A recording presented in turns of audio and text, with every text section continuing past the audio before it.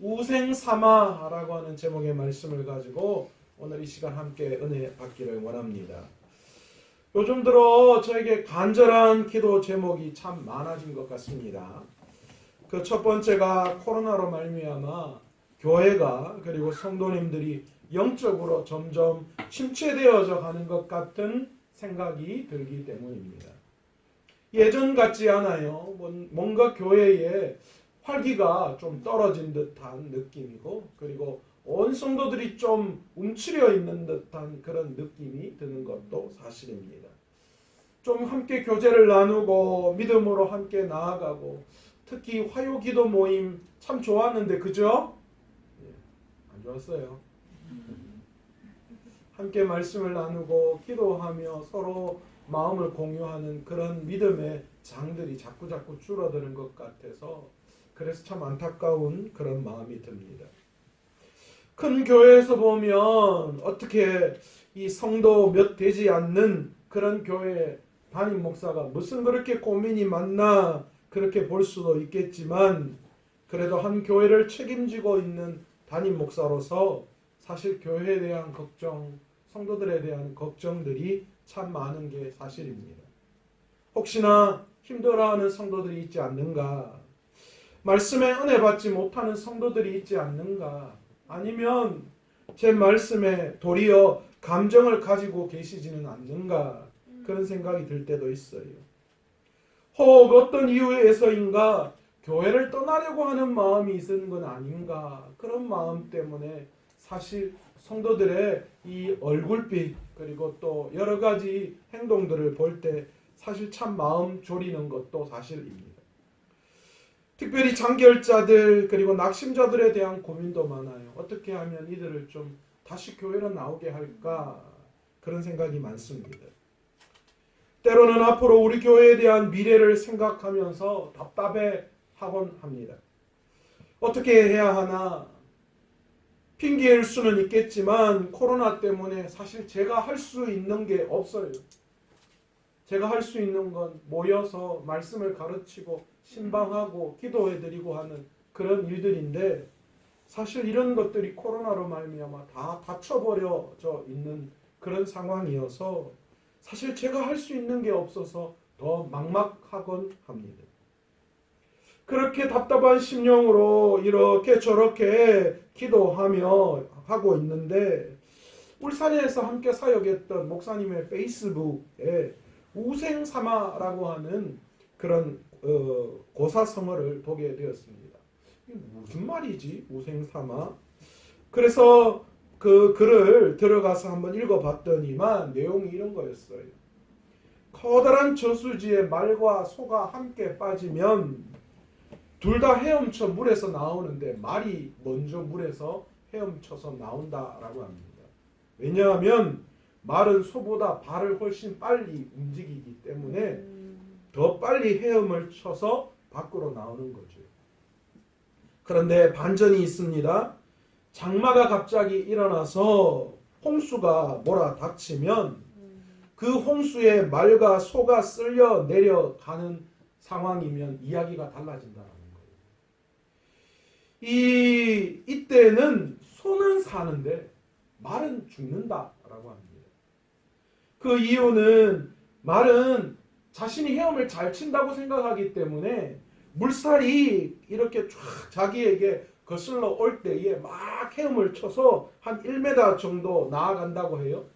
그런데 이내 물살로 말미암아 다시 1m 뒤로 물러나 버리고, 또 자기의 힘으로 1m 가면 또 물살에 의해서 1m 뒤로 오게 되고, 그래서 계속적으로 반복해서 제자리를 뱅뱅 돈다라고 해요.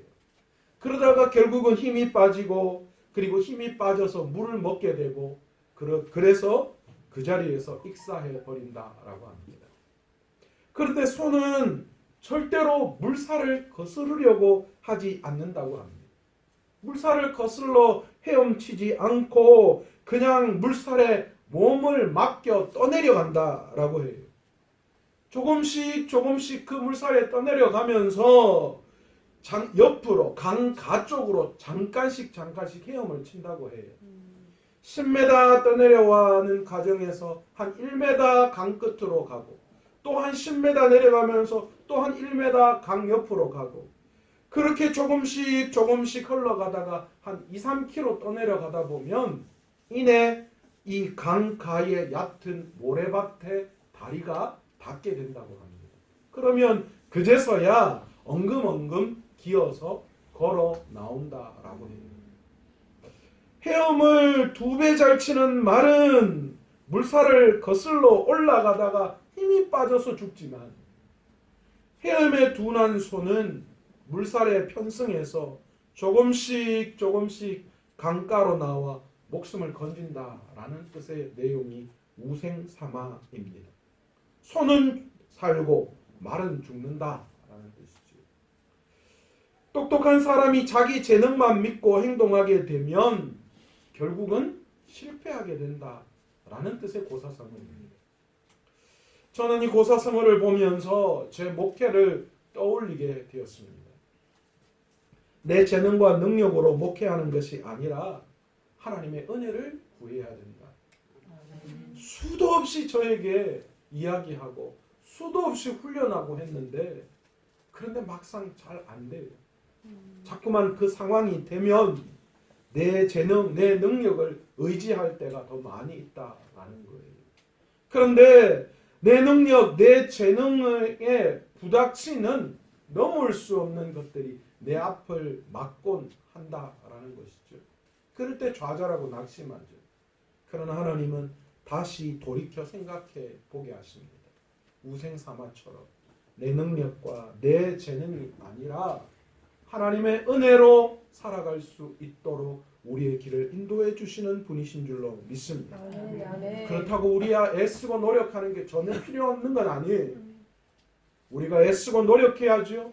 그러나 그 애쓰고 노력함이 내 능력과 내 재능이 되어서는 안 되고 하나님의 뜻 안에서 하나님의 은혜를 구하며 나아가는 일들이 내 삶에 나타나야 한다. 아멘.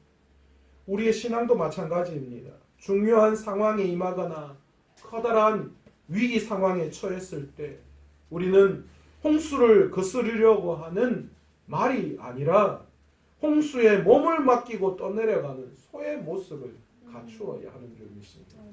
어떻게든 간 내 뜻을 관찰해 보려고 세상에 맞서고 하나님 앞에 맞서는 우리의 신앙의 모습이 아니라 하나님의 은혜의 강에 우리 스스로가 흘러 떠내려 가면서 하나님의 뜻과 내 뜻을 일치해 나아가는 것, 그것이 이 땅을 살아가는 우리의 삶이 되어야 하는 줄로 믿습니다. 아멘. 사실 우리 모두의 삶은 크고 작은 여러 가지 짐을 지고 살아가는 삶이라고 할 수 있습니다. 그래서 그런지 마태복음 11장에서는 수고하고 무거운 짐진 자들아 다 내게로 오라 그렇게 말씀하고 있으십니다. 그래서 예수님께서도요 우리의 삶에 수고하고 무거운 짐이 있다라고 간접적으로 표현하신 것 같아요. 그러니까 수고하고 무거운 짐진 자들은 다 내게로 오라 그렇게 말씀하시죠. 시편 기자도 이렇게 기록하고 있어요. 우리의 연수가 70이요 강건함은 80이라도 그 연수의 자랑은 수고와 슬픔뿐이요. 우리의 일평생 살아가면서 수고와 슬픔이 끊이지 않는다라는 그 말씀을 하고 있다라는 거예요. 오늘 본문도 22절에 보시면 내 짐을 여호와께 맡기라 라고 하는 걸로 봤을 때에 우리의 삶에 끊임없는 삶의 무게가 우리의 등을 우리의 어깨를 짓누르고 있다라는 것을 우리는 짐작할 수 있습니다. 우리의 삶은 많은 어렵고 무겁고 힘든 짐들을 지고 가는 삶을 살아간다라고 볼 수 있습니다. 또한 수고와 슬픔의 연속입니다. 한 고개 넘으면 끝날 것 같았는데 한 고개 넘으면 또 한 고개가 있고 이 산만 넘으면 다 끝난 것 같았는데 이 산 넘으니까 더 높은 산 하나가 저한테 놓여져 있더라고요. 신학 공부할 때 목사만 되면 다 되는 것 같았어요. 목사가 되고 나니까 다 담임 목회를 가야 되더라고요. 담임 목회만 가면 다 끝난 줄 알았어요. 제 길이 열리는 줄 알았어요.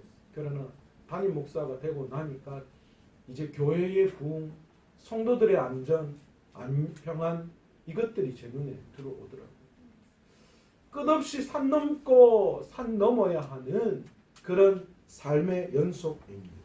끝이 없어요. 우리가 이 땅을 살아 나아가는 그 동안은 우리의 등에서는 짐이 없을 수 없습니다. 그런데 사실 세상은 자꾸만 이런 상황들을 거부하려고 하는 성향들이 있습니다.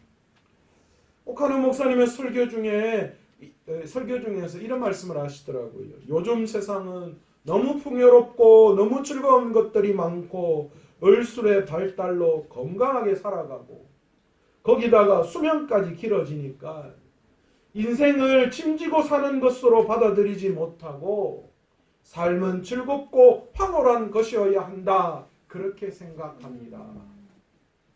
여러분 혹시 그렇게 생각하고 있지는 않으세요? 우리의 삶이 짐지고 가는 삶이 아니라 늘 즐겁고 황홀한 그런 삶을 살아가는 것이 올바른 삶이다. 그런 삶을 추구하는 것이 진정한 삶이다. 여러분 혹시 그렇게 생각하십니까? 교회 다니는 분들 중에서 이런 생각하시는 분들 참 많아요. 이런 사람들은 하나님께서 예수 믿는 우리에게 이렇게 살도록 황홀하고 즐겁고 행복하게 살도록 우리에게 복을 넘치게 부어 주셔야 한다. 그렇게 생각하는 분들입니다. 그런데 이런 분들은요, 여전히 구약적 사고, 바리새인들이 추구하는 복의 개념을 넘지 못하는 분들이에요. 이들이 무슨 복의 개념을 가지고 있습니까? 세상에서 잘 먹고 잘 살고 행복하면 하나님 앞에 복 받은 것이고, 못 살면 죄인인 취급당하는 것, 그런 개념을 가지고 있는 것과 마찬가지예요. 그런데 여러분 그렇지 않습니다. 사실 세상 속에서 복음 때문에 짊어져야 할 힘든 일들 여전히 우리 가운데 있을 수 있어요. 때로는 하나님께서 주시는 테스트의 개념으로 우리의 삶의 짐들이 짐들이 우리의 삶에 짊어질 수 있다라는 거예요. 때로는 우리의 죄악 때문에, 때로는 우리의 게으름 때문에 말미암아 짊어져야 할 짐들도 있을 수 있다라는 것이죠. 물론 그렇다고 인생에 항상 수고와 슬픔의 연속이라고 말할 수는 없습니다. 사실 한 가정에 새 생명이 태어나면 힘들고 어려움 투성이에요. 오늘 우리 로운이가 왔는데요.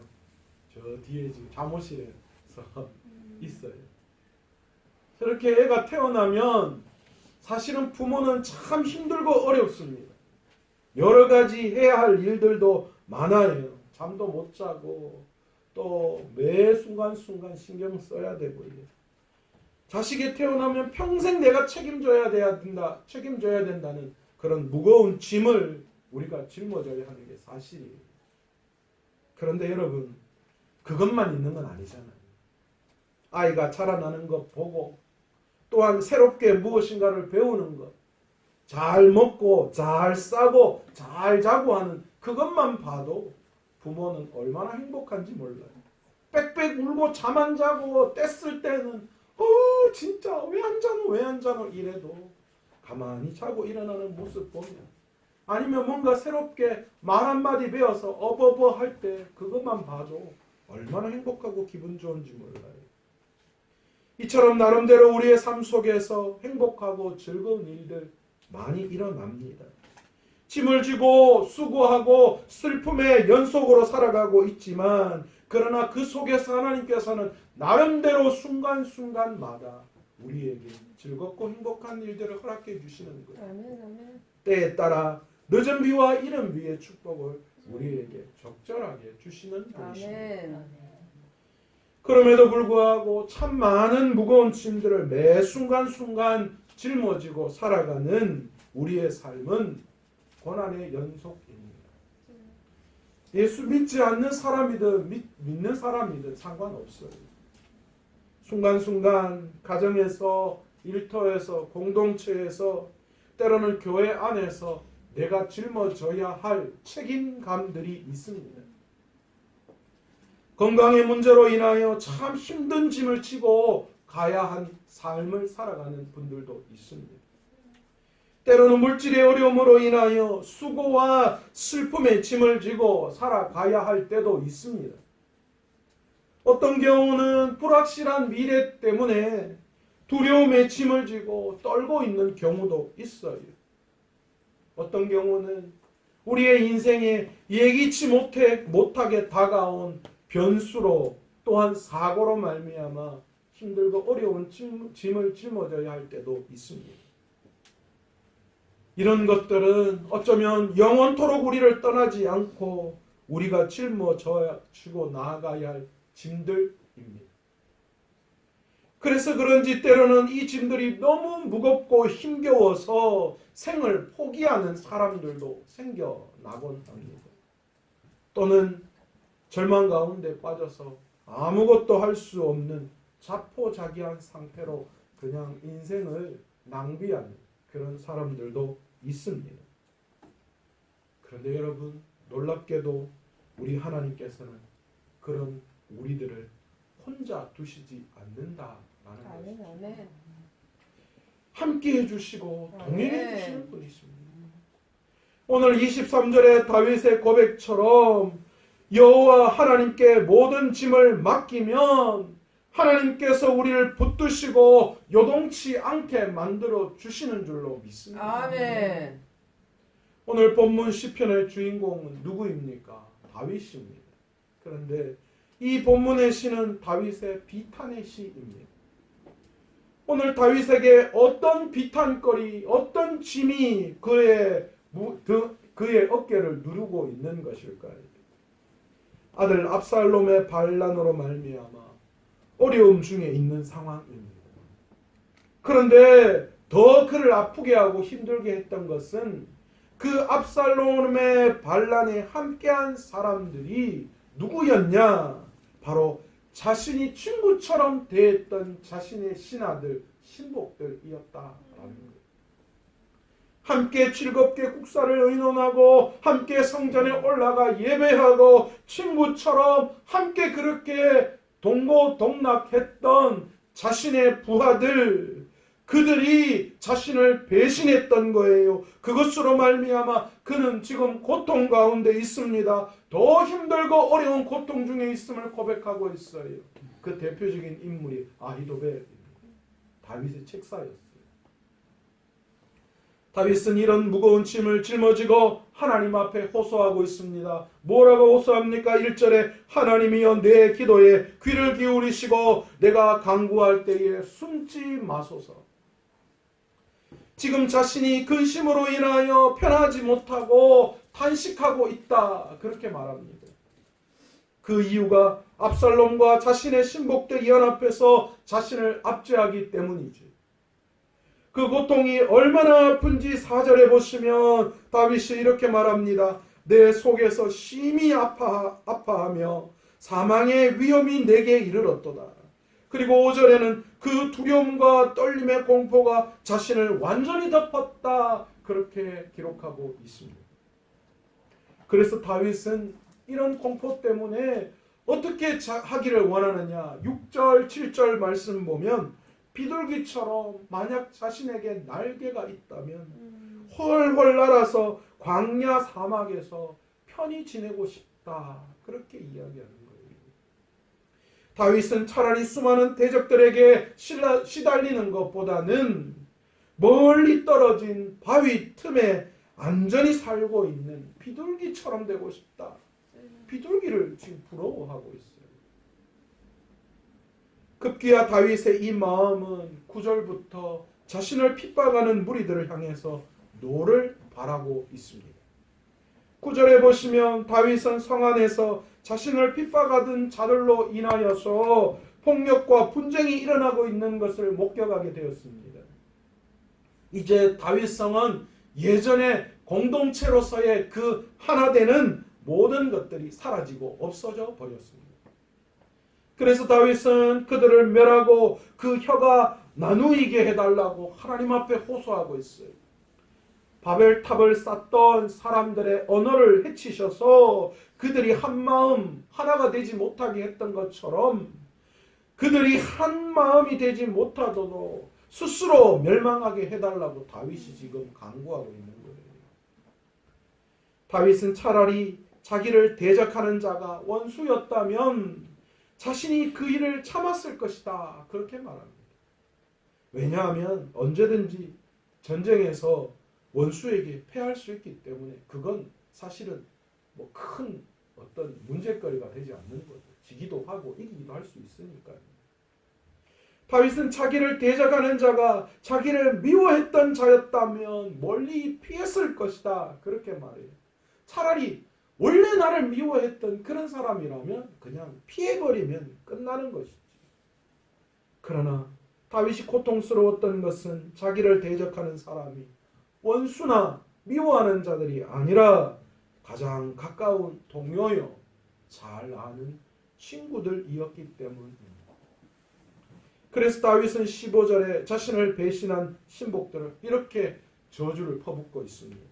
사망이 갑자기 그들에게 임하여 산채로 스올에 내려갈지어다. 얼마나 무서운 말인지 몰라요. 사망이 그들을 덮쳐서 갑자기 죽게 해야 된다는 거예요. 또한 다윗이 그들이 산채로 음부에 들어가게 해달라, 이 말은 산채로 음부에 들어간다는 이 말은 그들이 나이 들어서 죽는 것이 아니라 아직 힘이 있을 때에 갑자기 그냥 죽는 그런 것을 의미합니다. 왜 다윗이 이렇게 하나님께 기도하냐 하면 그들의 마음이 악하기 때문에 하나님 그들을 그렇게 가만히 두서는 안 된다, 그런 마음으로 이렇게 저주를 퍼붓고 있어요. 그런데 놀라운 것은 그랬던 다윗이요, 대적에 대한 분노와 도피가 진정한 해결책이 아님을 깨닫게 됩니다. 그래서 16절 이후부터는 뭐라고 이야기하느냐, 하나님께 피하기로 결심하고 하나님 앞에 나아가서 다윗이 부르짖기 시작하는 모습을 우리는 볼 수 있습니다. 다윗은 16절에 이렇게 고백합니다. 나는 하나님께 부르짖으리니 여호와께서 나를 구원하시리로다. 아멘. 다윗은 자신을 구원해준 하나님이 여호와이심을 깨닫게 됩니다. 하나님께 부르짖었더니 여호와께서 나를 구원하시리로다. 하나님이 여호와이심을 다윗이 깨달았던 거예요. 그분은 자신을 구원해 주실 분이시다라는 확신이 그의 마음 안에 들어왔던 거예요. 다윗은 하나님을 여호와라고 부르는데 이 여호와가 어떤 분이신가?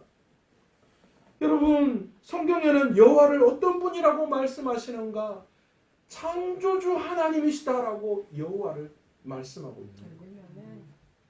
예레미야 32장 17절에 보시면 창조주 하나님이 어떤 분이신가를 우리에게 말씀하는데, 주 여호와여, 주께서 큰 능력과 펴신 팔로 천지를 지으셨사오니 주에게는 할 수 없는 일이 없으시니이다. 아멘. 천지를 창조하신 하나님은 능치 못할 일이 없다라고 말씀하시는 거예요. 그래서 그분을 의지하고 부르짖게 되는 것이죠. 다윗이 그것을 알았어요. 여러분, 우리가 믿는 하나님은 천지를 창조하신 분이세요. 아멘. 지금도 그 주님께서 이 세상을 다스리는 전능자 하나님이신 줄로 믿습니다. 아멘. 아멘. 그분은 우리의 머리털까지 세시는 분이시고 아멘. 나보다 나를 더 잘 아시는 분이셔요. 아멘. 그분은 우리의 눈물과 고통을 아시는 분이십니다. 하나님께서는 심지어 우리의 미래를 설계하시는 분이시기도 합니다. 아멘. 그분은 세상에서 못할 것이 없으신 분이셔요. 아멘. 바로 그분이 우리의 여호와시다라는 것이죠. 아멘. 다윗은 수없이 많은 그의 삶을 통하여서 이것을 경험했어요. 창조주 하나님의 능력이 무엇인지를 그의 삶을 통하여 날마다 경험했던 거예요. 그래서 이 억울함과 이 압제 앞에서 드디어 저주를 퍼붓고 그것을 도피하는 것이 아니라 하나님 앞에 나아오는 거예요. 아, 우리 하나님이 전능자 천지를 창조하신 하나님이지 그분은 능치 못할 일이 없으신 분이지. 그래서 주님 앞에 나아오는 거예요. 자신의 모든 그 삶의 그 힘들고 어려운 것들을 전능하신 하나님 앞에 가지고 나올 때 하나님이 해결해 주실 것이다. 아멘. 왜냐? 하나님은 못할 일이 없으신 분이시기 때문에. 아멘. 아멘. 그래서 오늘 이 시간 그분 앞에 나와왔던 거예요. 또한 성경은 여호와를 어떤 분이라고 말씀하시는가? 구원의 하나님이라고 말씀하십니다. 아멘. 다윗은 나를 반드시 구원하시리로다 그렇게 고백하고 있어요. 나를 구원하실 분이 누구라고요? 여호와라고 다윗이 고백하고 있어요. 여러분, 다윗은 역사를 통하여 무엇을 배웠습니까? 이스라엘이 애굽에서 종노릇하고 있을 때에 하나님이 기적 같은 방법으로 종으로 살아갔던 이스라엘 백성을 탈출시키셔서 가나안 땅으로 인도하신 놀라운 하나님, 구원의 하나님, 유월절 놀라운 일을 베푸신 그 하나님을 알고 있었어요. 그뿐만이 아닙니다. 그는 그의 삶을 통하여서 하나님께서 그를 모든 이방의 대적들의 손에서, 심지어 자신을 죽으려고 했던 다윗의 손에서 자신을 건져서 이 이스라엘의 왕으로 삼아주신 그 놀라운 구원의 하나님, 그 하나님을 경험했던 거예요. 그것이 떠올랐어요. 여러분, 에베소서 2장 5절에 보시면 하나님이 어떤 분이라고 우리에게 소개하느냐? 허물로 죽은 우리를 그리스도와 함께 살리셨고 또 함께 일으키사 그리스도 예수 안에서 함께 하늘에 앉히시니, 죄로 말미암아 죽은 우리를 살리셨고 그리스도와 함께 부활하게 하셔서 우리 하나님과 함께 하늘에 앉게 하신다. 그렇게 말씀해 주고 아멘. 아멘. 우리 하나님께서는 믿는 우리를 그리스도와 함께 살리시는 분이셔요. 아멘. 그리고 천국의 영원한 구원, 그리고 영원한 생명을 우리에게 허락해 주시는 분이시죠. 아멘. 아멘. 이거는 누구만 할 수 있는 거예요? 우리 하나님만이 할 수 있는 거예요. 아멘. 세상에 그 어떤 것도 할 수 없는 거예요. 다윗은 이 위기와 어려움, 무거운 삶의 짐을 지고 있는 그 상황에서 자신을 구원해 주신 하나님을 발견하게 되었던 거예요. 또한 성경에서 여호와는 어떤 분이라고 말씀하시느냐? 세 번째, 자식을 긍휼히 여기시는 하나님이시다. 아멘. 그렇게 말씀하고 있습니다. 아멘. 아멘. 다윗은 과거에 자신과 함께 하셨던 하나님을 떠올렸습니다. 어린 다윗, 목동으로서 양들을 칠 때에 하나님께서 그와 함께 하셔서 안전하게 지켜주셨어요. 어릴 때 골리앗 앞에 섰을 때에 골리앗과의 전투에서 승리케 하신 하나님을 떠올렸어요.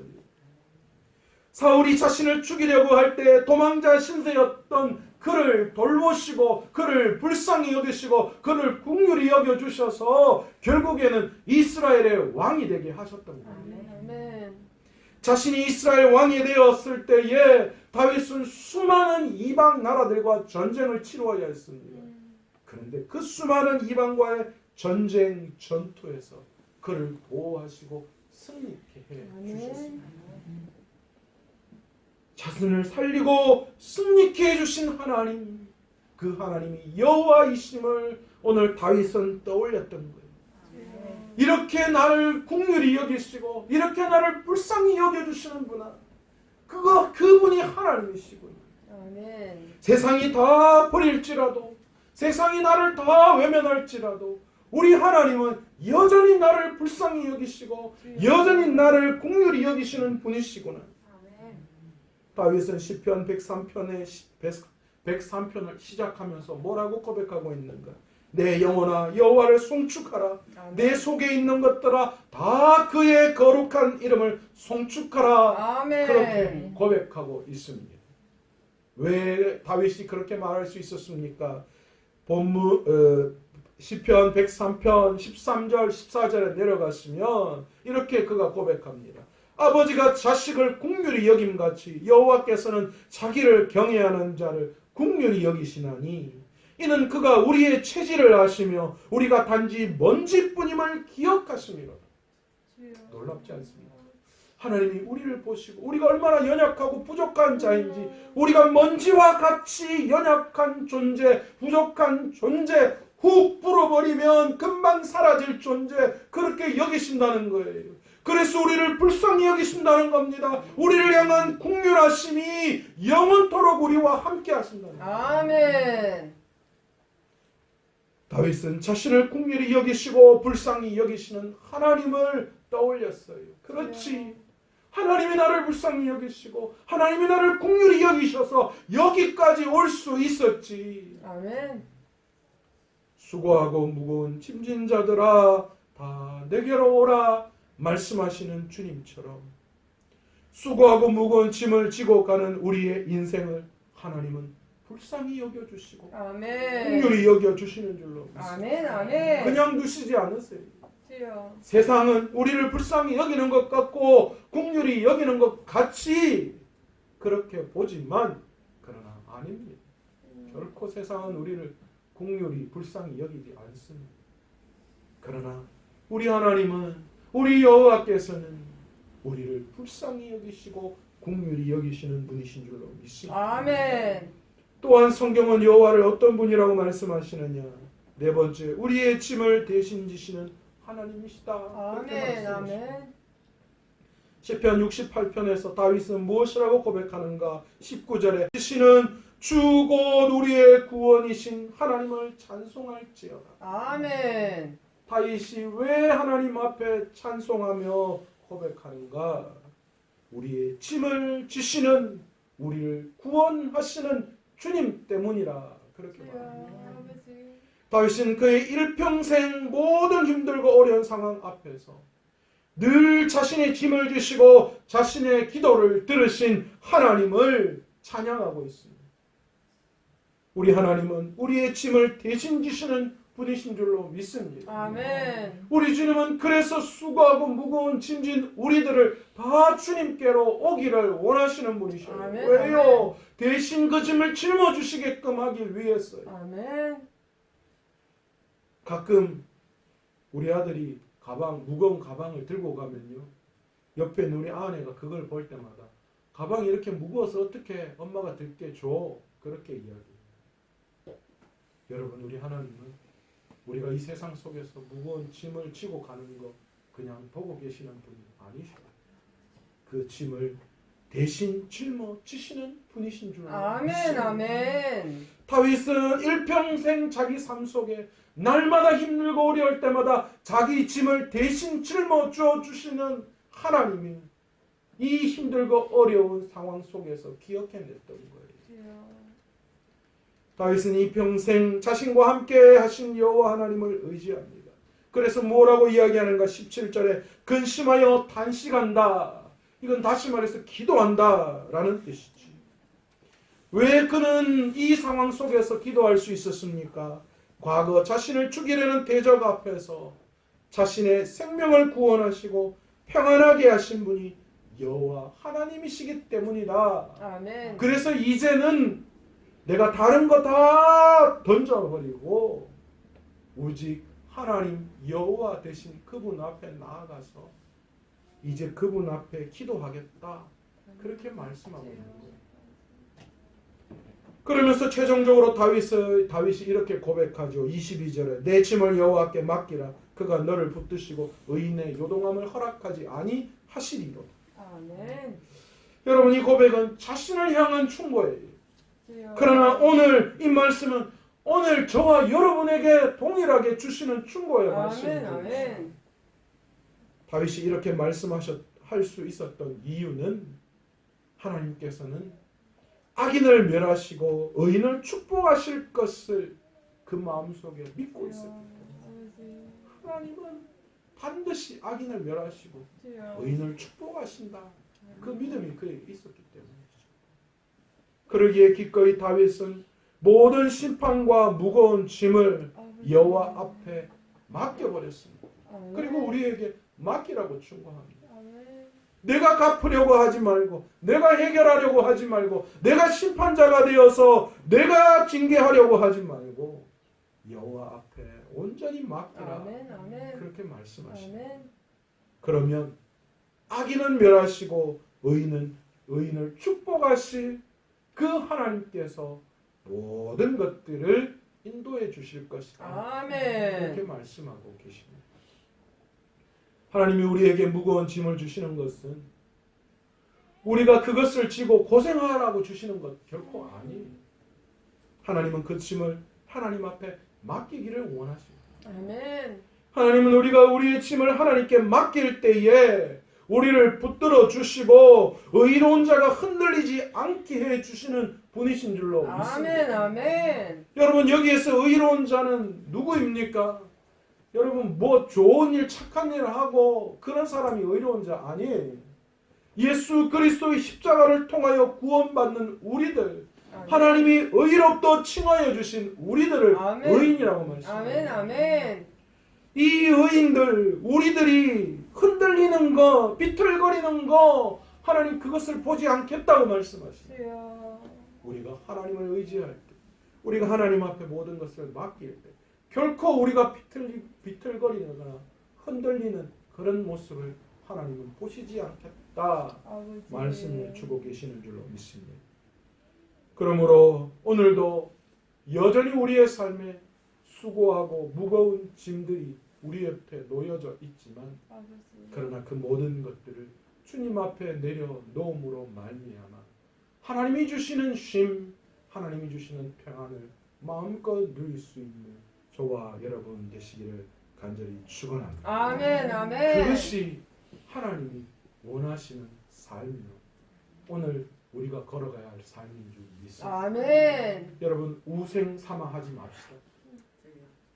내 앞에 놓여져 있는 환경과 여건과 상황만 보고 내 어깨에 매여 있는 무거운 짐만 보고 절망하고 낙심하지 말고 그 뒤에 계시는 하나님을 바라볼 수 있는 저와 여러분 되시길 아멘. 바랍니다. 아멘. 아멘. 그리고 하나님 앞에 모든 것들을 맡길 수 있는 저와 여러분 되시기를 원합니다. 아멘. 그게 믿음이죠. 아멘.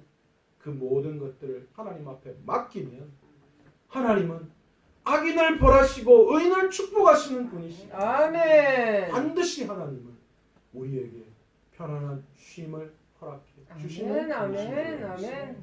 오늘도 그러기에 우리의 삶에 수고하고 무거운 짐이 없을 수 없지만, 그러나 그 모든 짐들을 주님 앞에 맡김으로 말미암아 그 짐들이 해결되어지고 내 마음에 기쁨이 충만하는 아멘. 마음껏 누릴 수 있는 저와 여러분 되시기를 간절히 축원합니다. 아멘. 아멘.